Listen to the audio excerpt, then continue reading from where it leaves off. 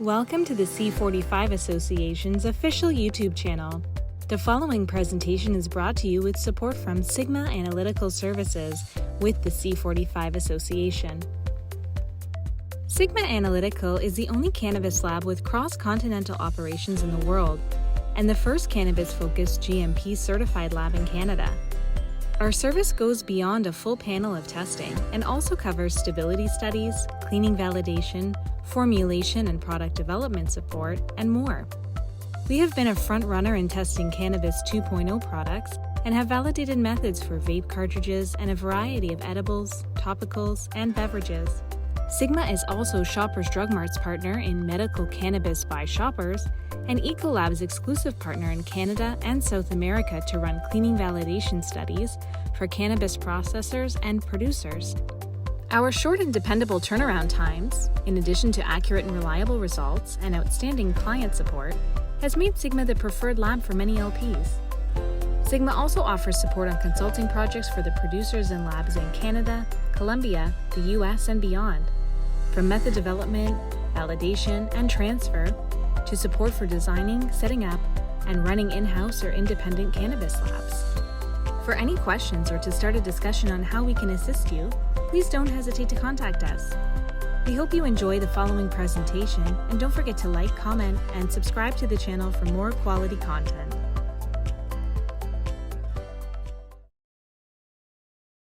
Hi, everybody. My name is Sammy. We have Hardeep and Tamara here, and the three of us will introduce ourselves in a little bit here. Just wanted to give you guys an intro to what we're doing before you get to know who each of us are. We were asked by the Growing Summit to have a panel on the Ctls, and we thought it would be a bit boring to have an entire panel on just the literal Health Canada report that you have to submit every month once you are a licensed producer. So instead, we're going to be talking about the importance of having actual systems in place to let you be able to generate reports like the CTS. And when I say systems, I don't mean a software system like what we create at Certicraft or like what Hardeep creates at Elevated Signals, but rather just some kind of process, some kind of systemic approach to tracking what you are doing in your operation so that you really know what numbers you have. You can optimize your operation, you can catch issues that might not be obvious if you weren't tracking those numbers, and in a regulated environment, you actually have to track those numbers. Otherwise, you will get in trouble with both Health Canada and the CRA. But the CTS is just one example of what a report can look like to give you insight into your operation on a monthly cadence. Of course, the time frame can be whatever you want it to be. And I feel like that's kind of enough of an intro for what we're going to be doing here. And yeah, the three of us are just going to be having a discussion about our feelings about all that. But before we do that, maybe we should each introduce ourselves. I'll go first just because I'm already talking here. I'm Sammy. I'm the CEO of Certicraft. We are on a mission to help craft cannabis producers transition into and thrive within the regulated market. And our flagship product is a compliance platform called Certicraft that makes it really easy for growers and processors to stay on top of all their records and generate the B300 for the CRA, the CTS for Health Canada, so on and so forth. Who wants to go next? It's Tamara. Okay.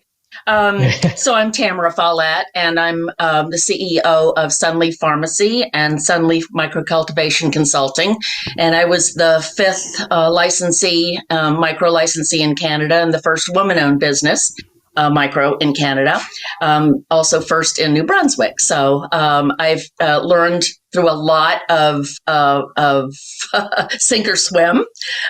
So it's been a wild ride, and I think I have some interesting viewpoints to add to this topic, especially because Sammy and Hardeep are both automated systems. And I'm a manual paper-based system, which let me just give you some of my background. I have a master's degree in computer science, so I'm used to designing the programs. I'm not used to following a paper-based system. So it's very difficult for me not to want to go to an automated system. So just so you know that I'm under duress a proponent of the manual system.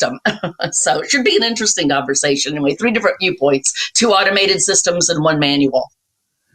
And I would say Hardeep? that Tamara, you're also somebody who is an actual operator, and that brings a very different perspective than somebody like Hardeep or myself, where we are both creators of systems and not actually licensed facilities.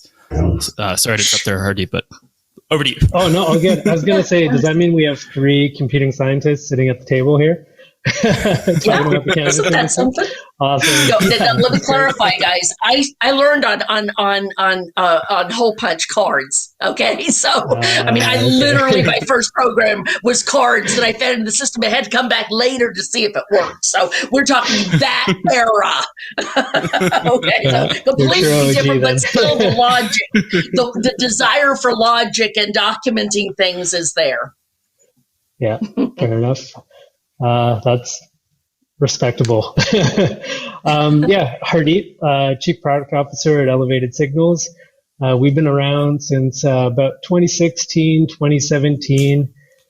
And since then, have seen a lot of change in the industry, have seen a lot of producers go from paper and pen into digital systems, kind of decision points along the way of when you want to be on paper, when you want to be in a digital system. And so what we do is we provide a manufacturing software solution for cannabis. So that includes cultivation, extraction, processing, packaging. But then we also bring in not just like the inventory tracking aspect. Oh, wants to jump in here.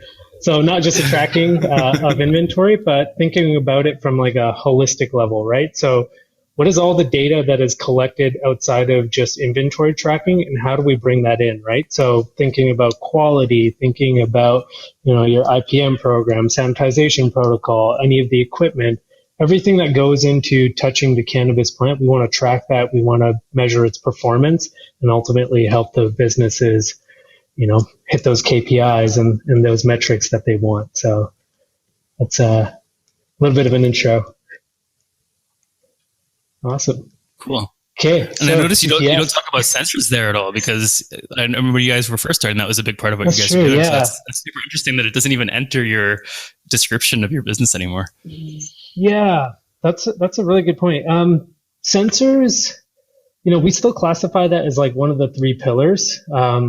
Sensors can be brought in to measure things like environmental, when it comes to temperature, humidity, CO2. Tamara, your background, you probably all know all about stability of environments. And so that's where that kind of ties in. So it's still one of our 3 pillars, which is inventory, quality, and then environmental data aggregation. But, in terms of day-to-day Canadian industry, it really comes down to the pain points around CTS, batch records, all that kind of stuff, all the things that you're super familiar with as well, Sammy. So I got a general statement that I think we'll kind of all share in the sentiment, but CTS is tough, right? So maybe, that kind of leads into systems and, whether you're micro or a mid or enterprise, it's like thinking about systems, and CTS is tough. Like every time I'm chatting with a producer, and I know you guys, it's the same way for you as well, but it's like the time invested in doing CTS and going through that process month over month. It is tough. It is challenging. What are ways that you can,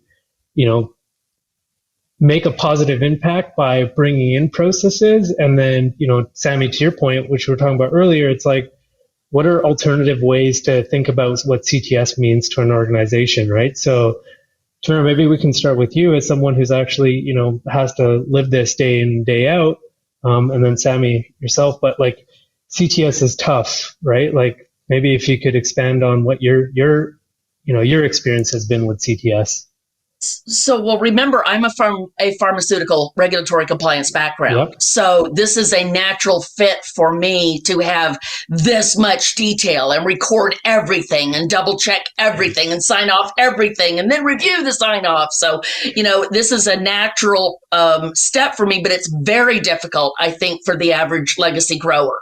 They went from having no one looking over their shoulder to now two regulatory bodies, Health Canada and CRA, looking over their shoulder and counting their numbers and double checking their entries and such, and then sometimes telling them that it's not good enough. So this has been, I think, a really difficult step for a lot of legacy growers. Then of course, you do have the corporate side that are coming in, and they're more used to that. But I think the average micro grower is not used to the degree of documentation that's required to stay in compliance with Health Canada. And I think Health Canada was telling us that by giving us the Ctls, the cannabis tracking system, sort of giving us a hint that you've got to keep track of these numbers. So how do you keep track of these numbers? If you go a step back, there's all kinds of data that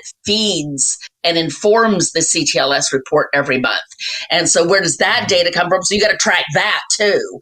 And then in front of that, there's other data that you've got to track, lot numbers and quantities and problems and agronomical inputs and things that, so there's just a whole lot more documentation than I think the looking at it at face value, the Ctls really,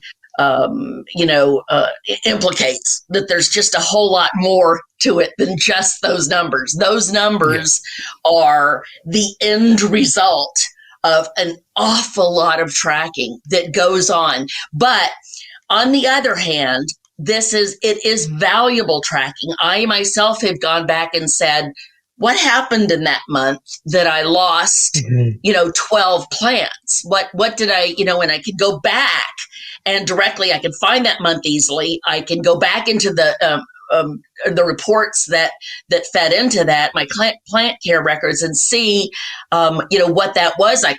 In fact, I'd like to introduce a concept here of forward-backward traceability. So if you look at the CTS report, it is the end point, but you need to be able to trace backwards every number that's on there.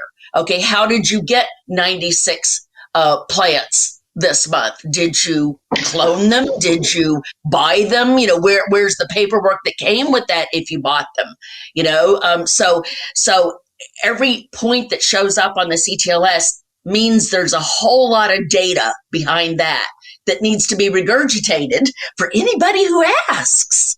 Yeah. And they ask. And it's only a partial endpoint too.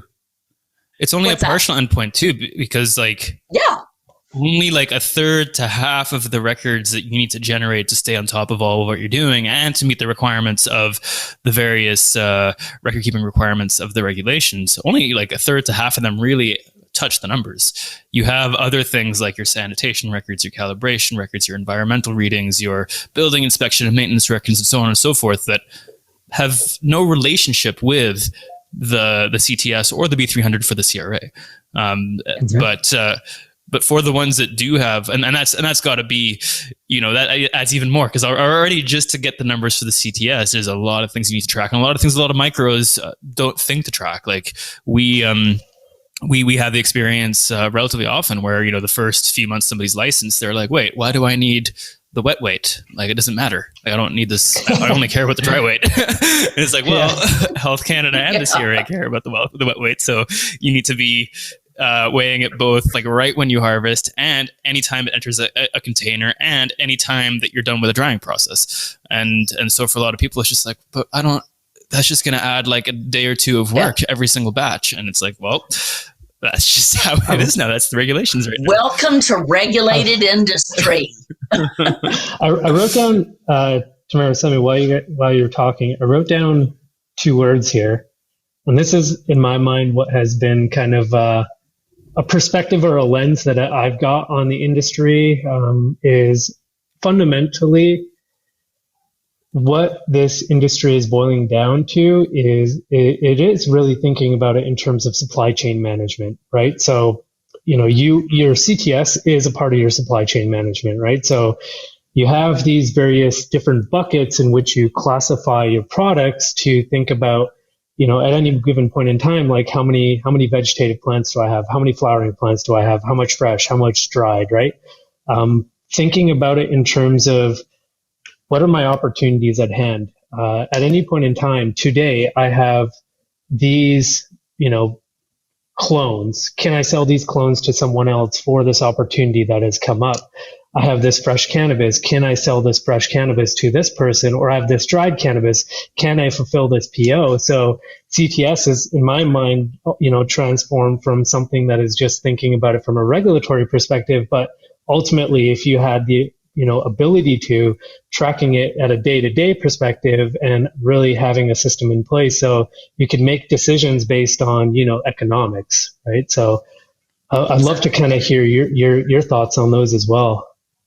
I think that's totally right. And I think that's totally how Health Canada has set up their system, because when Health Canada receives CTS reports, they're receiving every single licensed producer's reports, and they have categories for things that are being distributed, things that are being received. And I'd be very surprised if they aren't actually like creating some kind of network graph to see how products are moving across the various licensees that they have. Somebody says they were sent out like 200 kilograms of cannabis if they're like a larger producer, 20 kilograms if they're smaller, whatever that number is. Somebody else received that. They can kind of like create that kind of flow. And I'd be shocked if they don't have something of that sort to go on. And so to me, the CTS is very much deliberately trying to be a supply chain tracking system and not so much caring about any one individual facility's approach to things. So I guess like what I was trying to say there is like, instead of thinking about it from the government perspective, how does the CTS actually impact the business at the end of the day, right? So you have to do this report. You have to go around and, count your biological assets that you have, quantify it.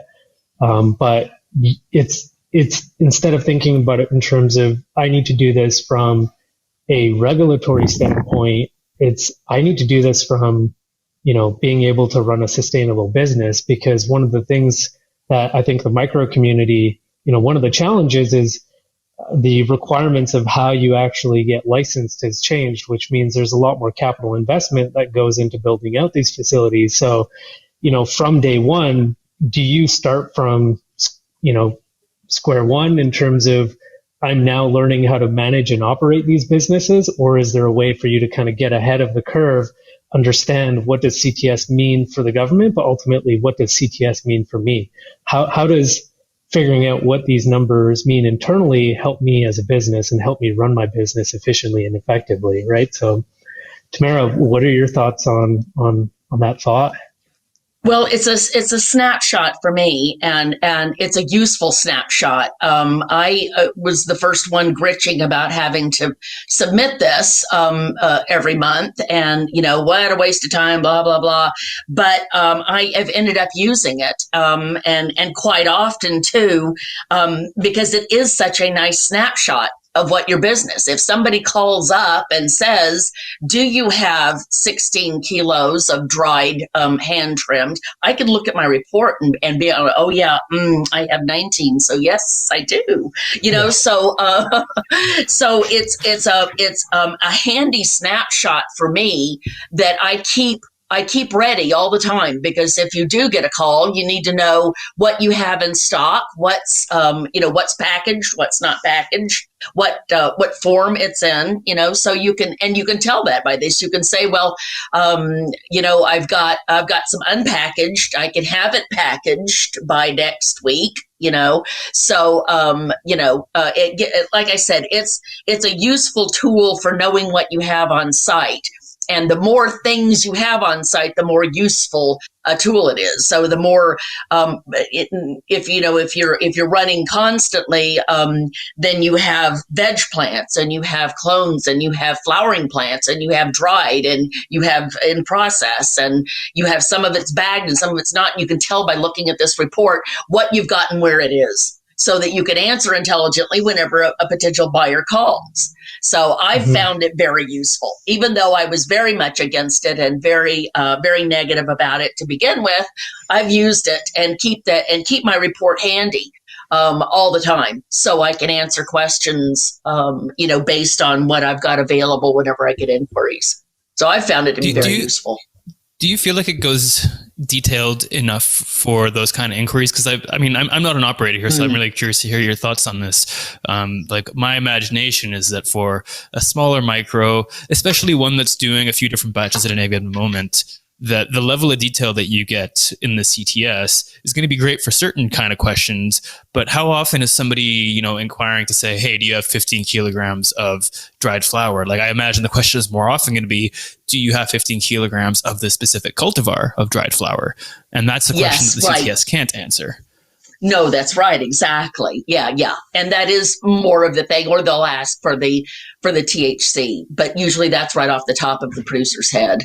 But yeah, so it doesn't answer a lot of things. And in fact, it doesn't represent some things that it needs to. Okay. My one complaint I've had about the CTS ever since the beginning is that there's nowhere that we can show, or there's no category to keep our QA retention samples. There's nowhere to put it on this report. So our QA retention samples that are treated differently than inventory and are packaged differently and have a different lifespan, and they're all lumped in with inventory, all lumped together. So it's really, it's you know, it doesn't work like that. So that's been my gripe since day one. But if they did put another category in there, like they have seeds and like they have, dried and different categories, if they put QA retention in there, would be really, really helpful. But I don't know that, but anything like that, because it's just something you have to remember now. Whenever you get whenever you have an audit, or if you're asked for your site-wide cannabis inventory, and you will be, both CRA will ask for it, and Health Canada will ask for as of today, I want to know what your site-wide cannabis inventory is. And that's pretty easy to do from the CTS. But the CTS is a snapshot in time, and the last time it was updated was the end of last month. So, anyway, so there's a little bit of problem there, but where the issue comes in QA retention samples, it's easy to forget those sitting off in a vault somewhere. It's easy to forget that. And then your numbers are off. Okay. You do a quick inventory, you count up everything that's on your shelves, everything that's in your vault, and, you're good to go. And then you've forgotten about your QA retention samples. And so that makes you, a couple of ounces off, from what they think you should have, from what you've reported that you have. So it's something that's easy to forget because it is stored differently and treated differently. And it's not accounted for separately in the CTLS. So it's real easy. If there was a category for it, it'd be really easy to remember. Also where a good system comes in place. So like if you had let's say you had like a manual system where you had literally just like a poster on the wall where you had like a 10-step instruction for like doing the CTS. And one of the steps was go count your retention samples.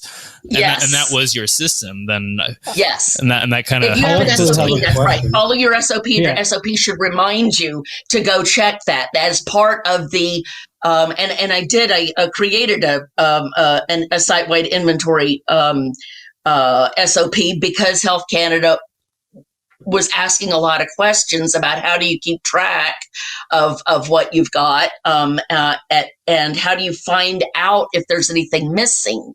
And I'm going, well, I walk into the room and I look around, and they're going, no, but you can't tell if somebody has, cut into a bag and taken out, a pound out of your bag and taped it back up. You can't tell that by standing in the doorway. So they literally wanted us to take the bins and take the stuff out of the bins and count it all and add it all up and make sure it was all there. 100% of your inventory? So what's that?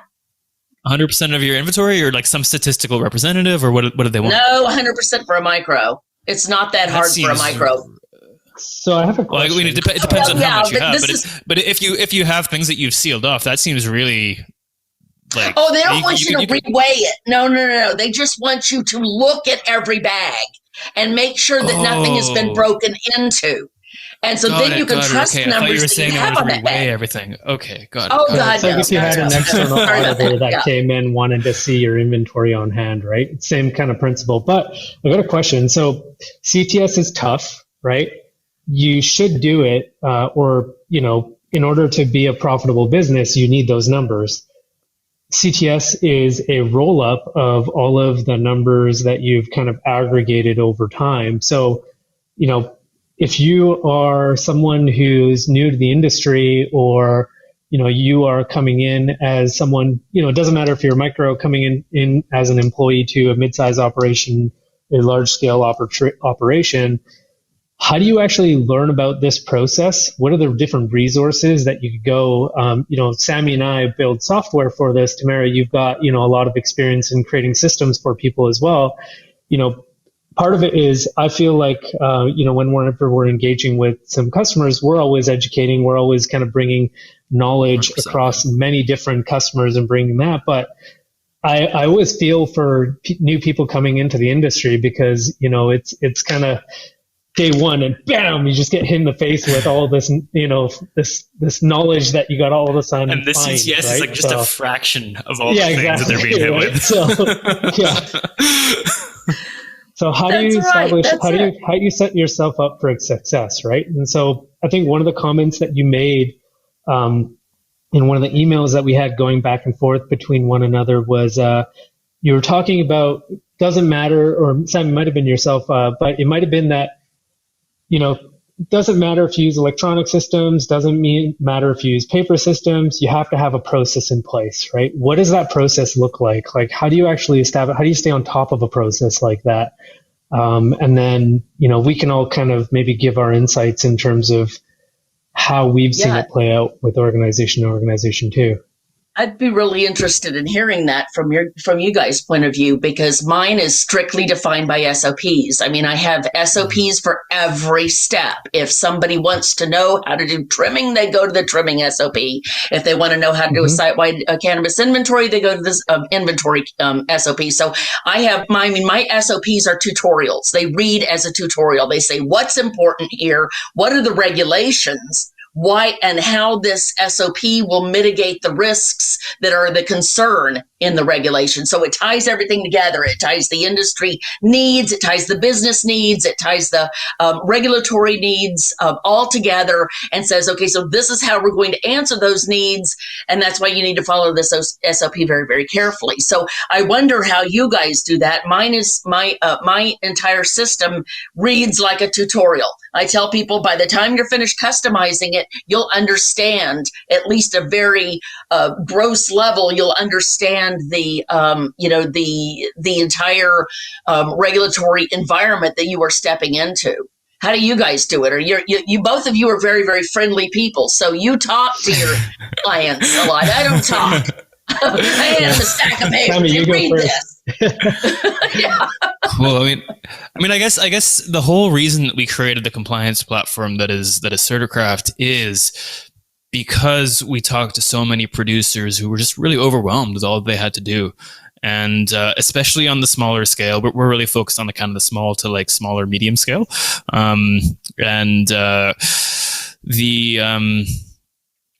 These kind of companies don't have like a dedicated team of QAPs who are just dealing with the paperwork, who are just dealing with addressing mistakes, who are just dealing with, we're going to spend 2 weeks every month cleaning everything up before the report goes out to the government. So, a lot of the bigger producers, they have that kind of luxury where they have like 4 people who have master's degree in various science programs, have experience with regulated industries, and can spend that time, and that's a big part of their role. Hardeep can speak more to that. Maybe I'm wrong in that assumption, but I know Elevated does focus on those bigger companies, so that's all I'll share there.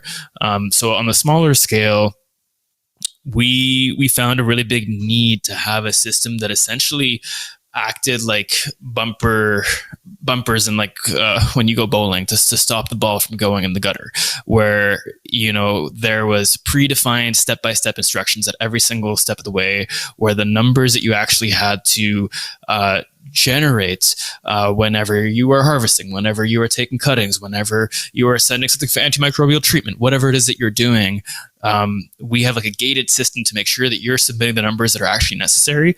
We're doing checks to make sure that if there's any discrepancy you are submitting that could lead to issues with your reporting, that they're that it's rejected, then you're given an error telling you why it's being rejected. And that was kind of how we went about mitigating this thing. Now, this doesn't go anywhere near as far as what you described there, Tamara, because it doesn't get into the why it's important. It's just focusing on the what, and ensuring that you are collecting what's important for the B300, for the CTS, and for when you are audited, and then generating the paperwork for you. But it's there definitely are times where a customer will reach out to us and they'd be like, "Hey, I'm harvesting right now, and it's asking me for my wet weight. Why is this important?" And so then, we'll have a chat and kind of explain it to them. And there are like various examples like that where somebody understands they need to do something, but the why isn't clear. And I think that's a great thing about the approach that you're taking, where that becomes self-evident through having this more tutorial-based approach through your DIY SOP kit that you provide, that I've heard lots of great things about from various people in the micro world. Sweet. What do you have to share, Hardeep? Yeah, sure. I guess, we've a lot of lessons learned, honestly.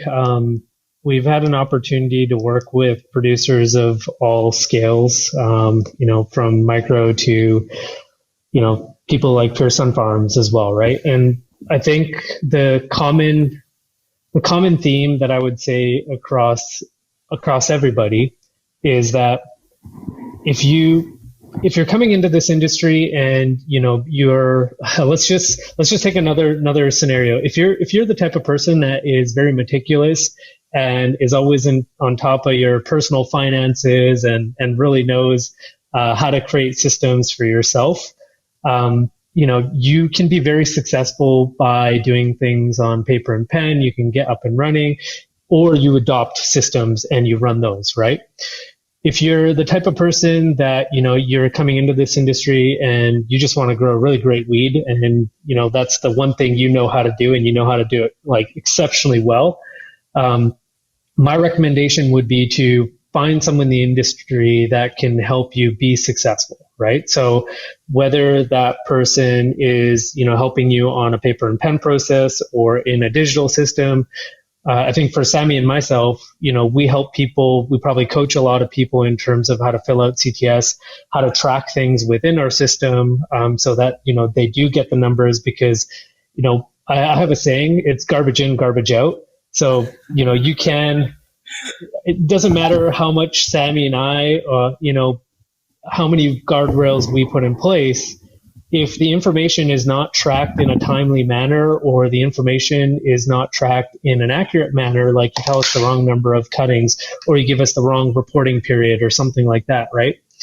There's only so much that we can do in terms of guardrails and bumpers. So it really does come down to, like what you said, Tamara. It's like the SOPs, the internal documentation, the why, the how, all of that comes from having mentorship within the industry, right? So really trying to find groups of people and finding other, just finding people in the industry that will help guide you through this process of what it means to be a cultivator within a regulated market, right? So that's been my take on it. And so, we'll bring on micro customers, and we really, really help them define, okay, first tell me, how do you cultivate your product, right? Regardless of, the regulatory aspect, like, do you do wet trim? Do you do dry trim? How do you grade? What are the different types of grade? Like, how do you classify your grades? Like, if it wasn't for this, how would you have grown your product? And then it's like, okay,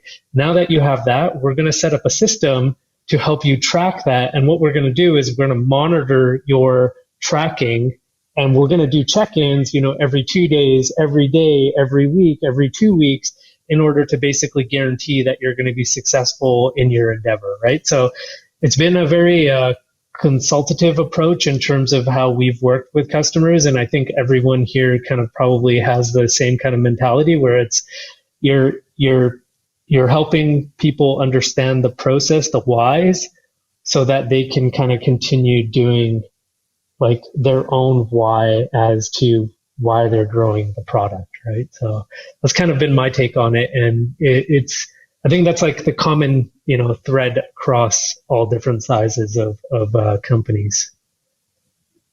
Hardeep, I agree. I absolutely agree with what you said. That it you need a meticulous person to document this stuff. If you are not, and some RPs, some responsible persons are not, they're a big picture sort of person. They need to find somebody who is into the minutia, that can track and is happy down in those small numbers and making sure that everything is documented. Because I don't care how good of a quality system you have in place, if they don't follow it, there's your garbage in. There's nothing going in. There's nothing being tracked. There's no numbers being produced. And at the end of the month, they get together and just try to throw some numbers together. And I mean, it's just something that makes you want to just tear your hair. So if you don't have that kind of a meticulous, real detail oriented, then find somebody who does. 100%. Find somebody who loves to get into that, who wants every I dotted and every T crossed, and then they will be checking. Did you enter that data? Well, then let's go enter it. Come here, let's go enter it right now. Okay, so you have somebody that's behind that. This position of filling in the data can't be left to chance.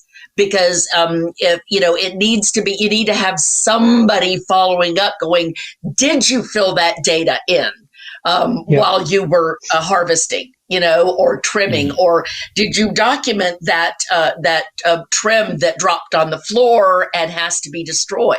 Yeah, I think a lot of growers, especially coming from the legacy world, just don't realize how much of what they're going to be doing is not growing.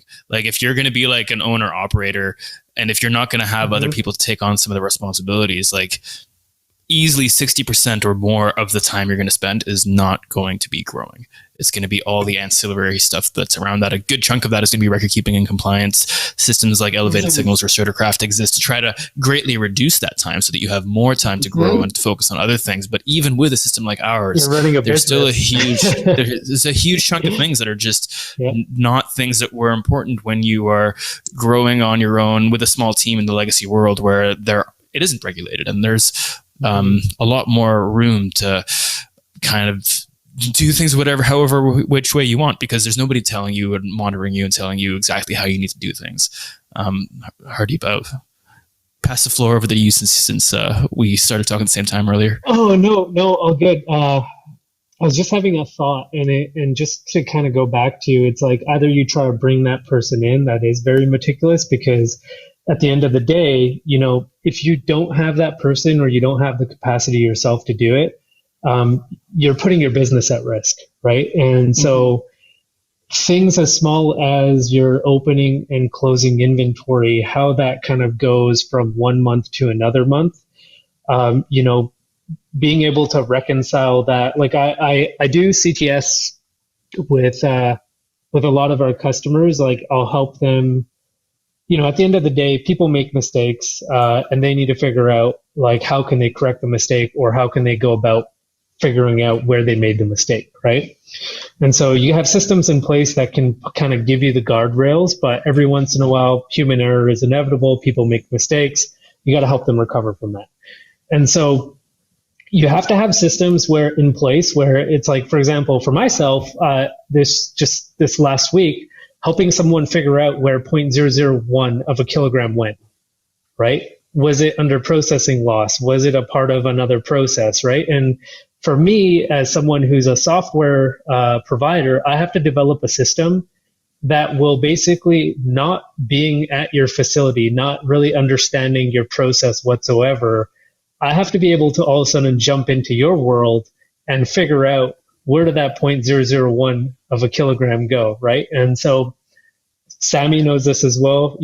It's really about, you have to have these people to help you do this, and we can help to a very, we can help you as long as you have the person that is able to track this information in the system. Yeah, because we're not going to be able to find that information for you, but we'll be able to ask questions to help you. Exactly. We can play detective.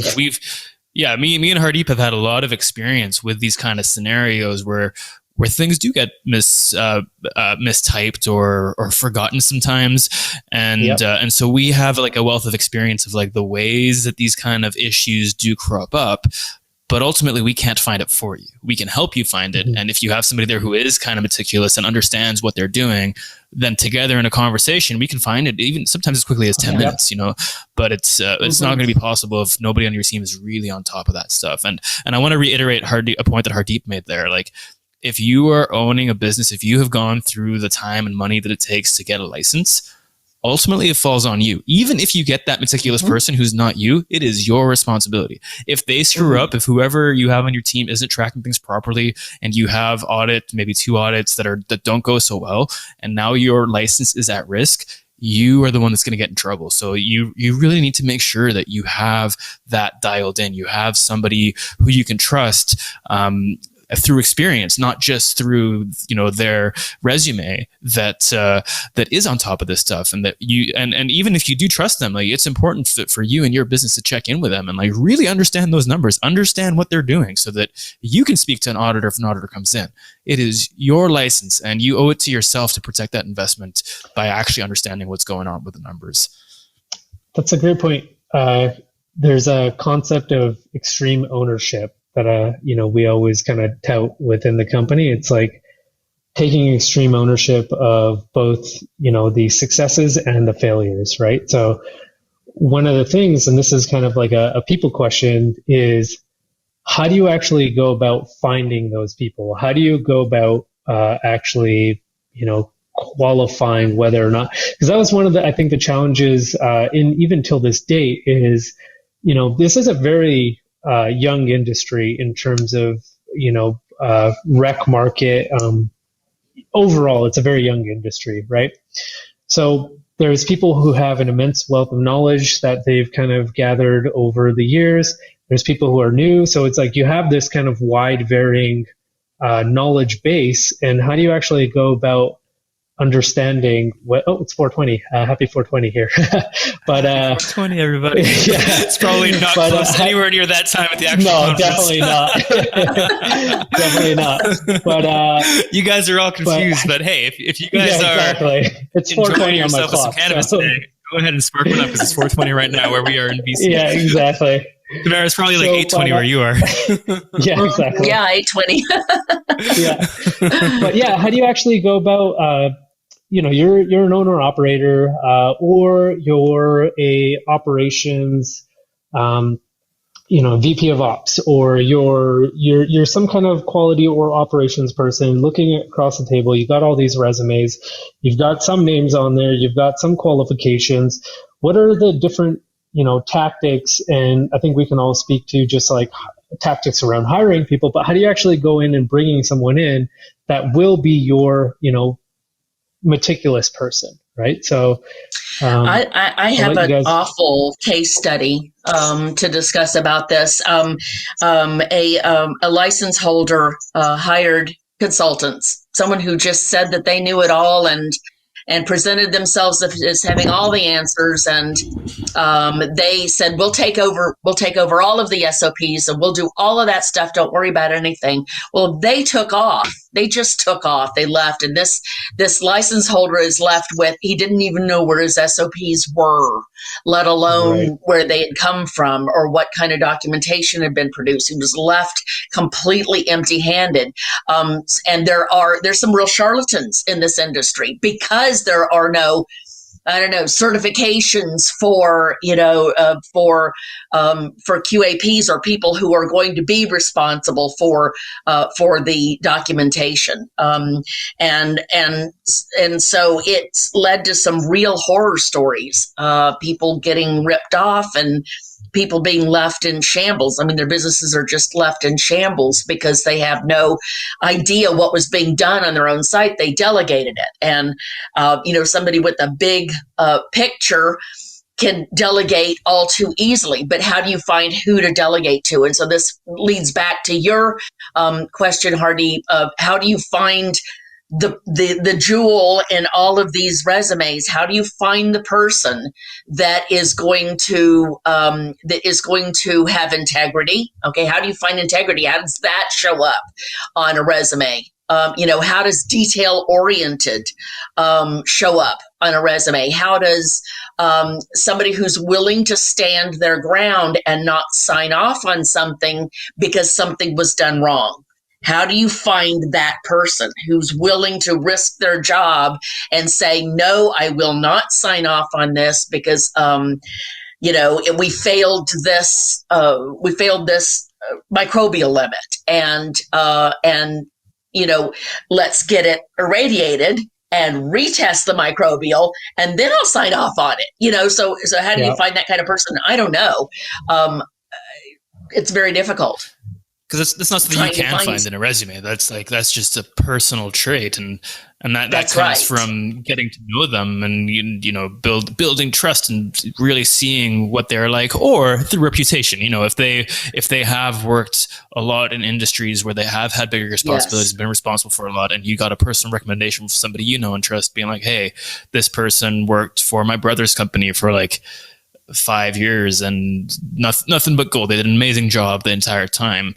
It's right. I don't think you can capture that kind of like. It has to be done in an interview, I think. Yeah, I think it has to be done in an interview. Somebody could say all the right things and end up like not actually caring, And I've experienced that not in like work context, but in other contexts. What's up, Hardeep? I have some thoughts. Well, I was just thinking, like, all I can think of. So, we've been doing. I have to hire people. As a part of a software company, we need people to come in and help us develop software. We've been going through our GMP validation, so that provides me a little bit of understanding in terms of things that I think about, right? So it's like vendor qualification, right? People qualification. It really comes down to, is there a network that you can tap into where you can say, hey, there's this consultant that is engaging with me and they want to provide these services, doing reference checks, doing customer checks, who do you work with, like things like that. That's on the consultant side.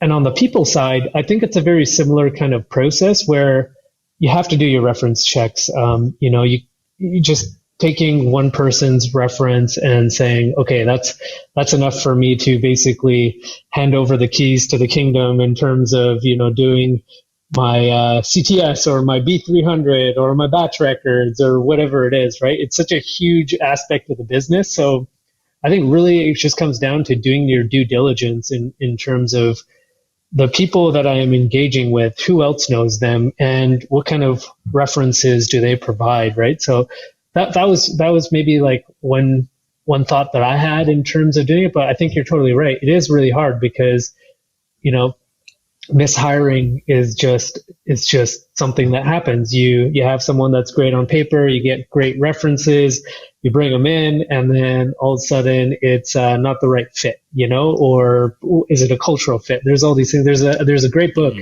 I recommend it. It's called The Hard Thing About Hard Things. It's kind of like a classic in terms of, running a startup. But at the end of the day, most cannabis companies, doesn't matter, if you are in a large enterprise or a small enterprise, a micro enterprise, we're all startups at the end of the day. This industry is so young that we've only been around for, not that long, right? So I think that's a great book. I would recommend everybody who is, listening, if they haven't been able to pick it up, take a read, because it does talk a lot about hiring, firing, basically extreme ownership, the concepts that we're talking about. It's kind of on you, right? So I think doesn't matter if you are a part of the C-suite or you're a part of, managerial, you got a managerial role, or you're somebody who's actually, responsible for keeping track of the numbers. I think it's a great book to read because it does kind of dive into a lot of these topics. So, that's my take on it. And on the topic of extreme ownership, I would say that any owner operator or owner who's not an operator, if you're hiring other people, since it all falls on you ultimately and you're responsible for it, read the Cannabis Act, read the cannabis regulations, make sure you actually understand what you're signing up for, because that's ultimately your contract with the government. It's you're getting this license and you're committing to following all of these things. And there's other things you have to keep in mind, like various policies within your province or within your municipality. But ultimately, the one thing that's going to be like identical across the board for anybody listening to this who has a license to produce cannabis is you're going to have to follow the regulations. And they're dry, they suck to read through, but they're actually understandable. You know, it takes effort. It takes, you know, you're not going to get through more than like half an hour or so in one kind of sitting. But I think chipping at it slowly, if you haven't done it yet, just to understand exactly what is expected of you, will pay such huge dividends for you and your understanding of like the whole compliance aspect of what it is. Now, the regulations don't get into the CTS. CTS is a totally different thing that's outside of the regulations, but a lot of what is being tracked within that informs various things that you need to, that you are going to be tracking because it's required. You have to have a record for it. That ultimately feeds into the CTS. This kind of gets to Tamara's point that she made, or actually you said Tamara. I've always been pronouncing your name wrong, and I'm sorry that I keep that's okay. defaulting to that. That's okay. Yeah, I answered anything starts with a T. Tamara. so to Tamara's point, you know, that the CTS is kind of what was like the forward backward. I forget what term you used, but that forward it's like backward traceability. Tracking, forward backward traceability. Yeah, like a lot of what is in the regulations defines kind of the backwards part of it. What are the records that will prove that you ended up with the right numbers at the end of the month with the CTS or with the B300? And I think that's just so important to really understand every aspect of what you are committing to in order to keep your license. Yeah. And that's, to me, that's just like a smart business move. Again, it is. It's very smart. I think some legacy growers are almost incapable of it. I mean, they have to hire somebody else that can do it because they can't, whether it's the attention span of a gnat or they just, they're so focused on what they do, they grow. They don't want to do all this paperwork, grow. You know, leave me alone. But if somebody feels that way, what I would say to them is don't get a license. It's not for you. If you can't go through, that's right. If you can't go through the work of understanding the regulations, and you don't necessarily need to do it on your own. Like it's totally fine if you struggle with that kind of like denser legalese kind of writing. Then I'm sure you have a friend or a family member for whom it comes more easily. And, you know, to sit down with them and go through it together and make that be like a 5-hour project over the course of a week or two, like that shouldn't, if that scares you, don't get a license because it's really not for you. There's just so much that you are committing to. And if you're not aware of what you're committing to, like you're ultimately setting yourself up for a really big misstep that could cost you your license. And that would be really sad if you put in hundreds of thousands of dollars, millions of dollars to some people, the years that it takes to get your license. And then because you just weren't aware that something was critical and because you are responsible for it and nobody else is responsible for it, nobody cared to actually make sure it was done, that you were audited and there's this major thing and then now you're dealing with this huge uphill battle that's even bigger of an uphill battle than what you had initially of just getting your license and running a business, because that already is a huge uphill battle, like all three of us can attest to. Hardeep and I through secondhand experience and Tamara through personal firsthand experience. I was going to say this, like part of it just comes down to if you don't want to be that person, like you said, Sammy, there's alternatives, right? You go into enterprises, you go into business, you don't need to go into it solo. You can find co-founders or you can find business partners that will take on that aspect of the business, right? Because even myself, right? Like we have a startup, there's 4 founders and we all bring something unique to the table.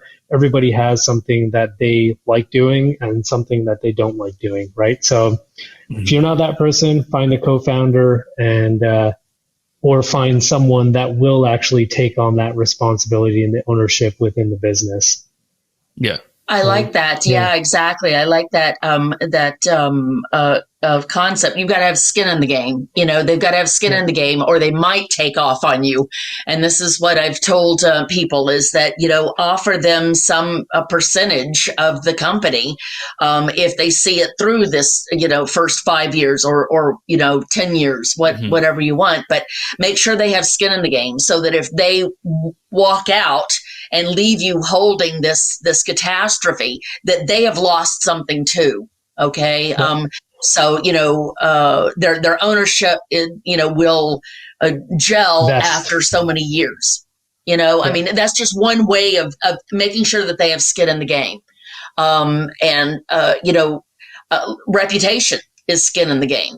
Okay. I have a reputation. I don't own any percentage of my client's company, but I have a reputation that I want to uphold, so I'm not going to disappear on them overnight. And, so, I mean, I think that in trying to find somebody who has these qualities, you can look at, trying to make them, buy in, how to make them buy in more with your company. And the buy-in might be that you give them a really good recommendation, or, it could be any number of things. It could be ownership in the company. It could be, just introductions to other people, that might want the product as well. So anyway, whatever the skin in the game is, I feel that that's absolutely necessary for people to identify that this isn't some fly-by-nighter who's talking a good game, who's answering all the questions, and they don't care if my business gets yanked next month because they've taken off and left me holding the bag. So so that's where I feel that we can start to differentiate the sheep from the lambs by saying who's really in this game for the long time, for the long term. Never heard that phrasing before. Oh no! The sheep from the lambs. I was going to say, talk to a lawyer about vesting of shares over a certain period of time. You can do 2 years, 3 years, 4 years, whatever it is, right? That's the way to go about it. But I just want to recap stuff because I don't know if, we're running up on time, but we were saying things like CTS is tough, understand the processes.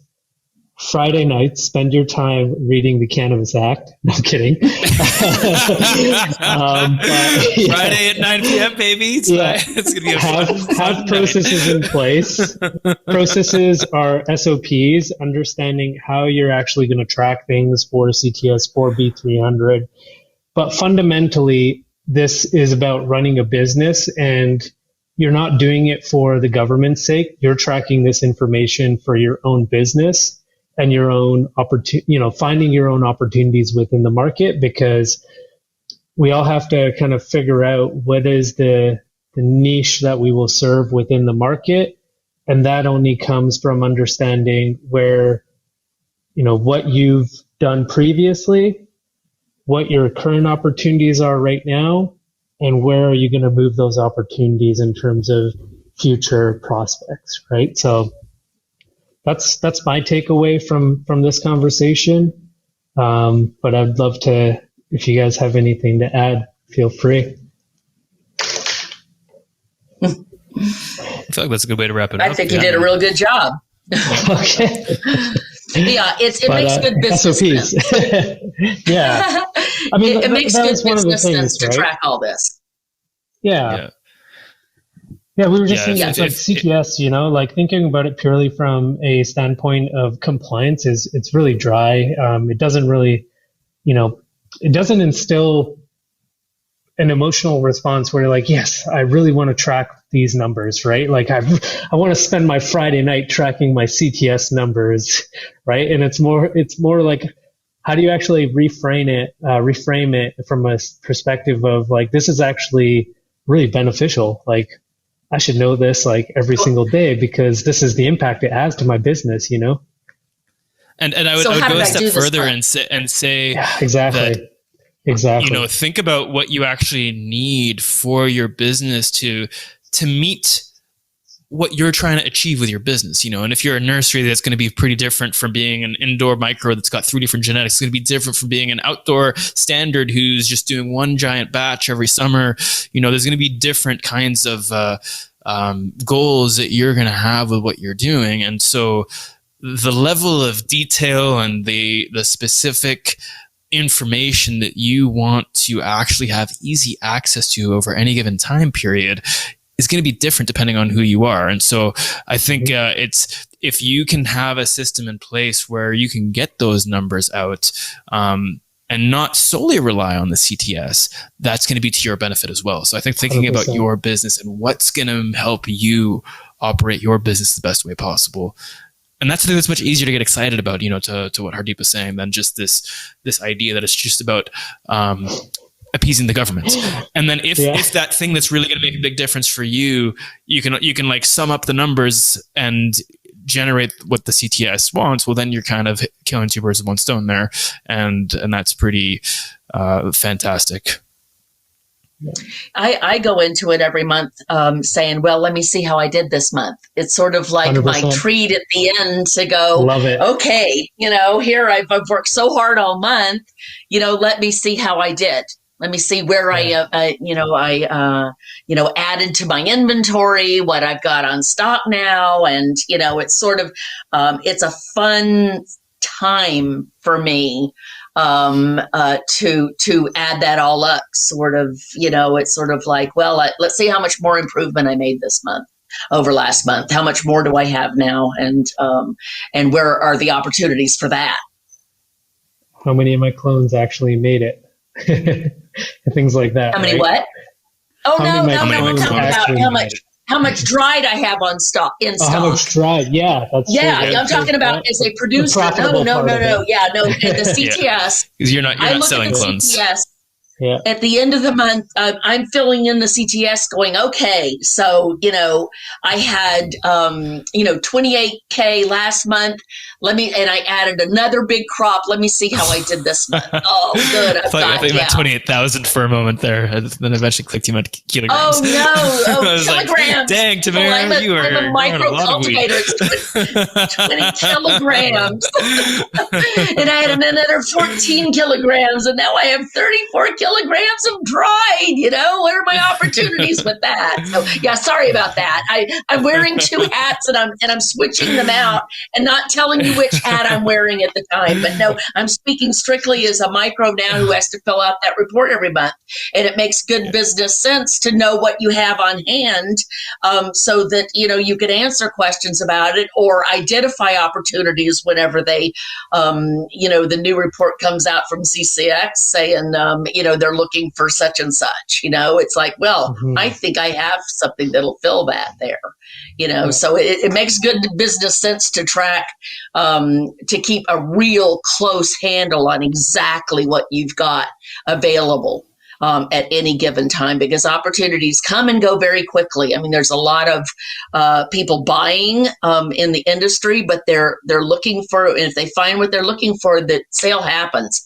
They don't sit around. So, you have to move when you hear there's a opportunity to sell your dried hand trimmed. You've got to move when you hear that, and that's knowing a whole exactly other how panel much right there talking I was about going to say real time. You got to track it real time as it's happening. Yeah. Okay. Nice. Yeah, thank you. That was awesome. I had a lot of fun. Virtual fist bump. Yeah, there we go. Yeah, go Where's Power the camera? Rangers. Yeah. Awesome. Oh, okay. Good. Yeah. Good chatting. Well, I guess it's time for the QA now. The what's it called? Questions and answers, and we're going to do a jump cut into the future, where we'll be in real time now instead of recorded. Yeah. Yeah. See, I thought quality assurance. The and is important, right, in this industry.